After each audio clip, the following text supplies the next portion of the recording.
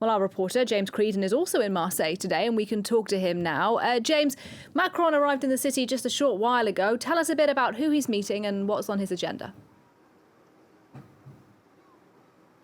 Hi, Nadia. So he arrived at the City Hall behind me just a short while ago. He's meeting with local representatives. It's a socialist left-wing mayor.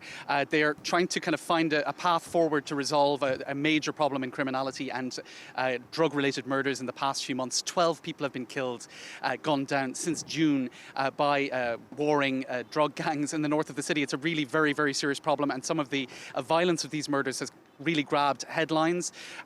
You had children as young as 14 caught up in this, killed.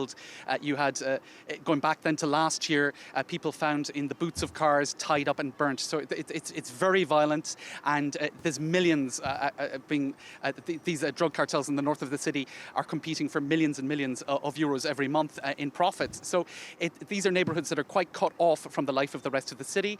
The education factor is very much in the spotlight as well as public transport. But security and how to resolve that is the #1 priority. Emmanuel Macron has promised 300 extra police officers. The local mayor here is saying more is needed, but he will be visiting a police station in the north of the city later on today. He's going to be meeting some of those police officers who've come in as backup and reinforcement. He's going to be having a meeting as well to discuss how to resolve this drug-related violence at that police station. There's also a rumour that he might do a walkabout in one of these neighbourhoods affected. We don't know that for sure just yet. He's also going to be meeting members of civil society later on this evening at 8 p.m, entrepreneurs, sports associations, various other associations as well, to see how people caught up in this drug-related violence can be plugged into activities that are healthier, that can get them their focus away from the easy money and the attraction of these drug gangs in the north of the city that are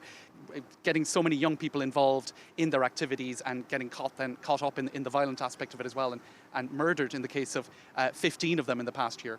James, you mentioned education and transport as well as those safety issues.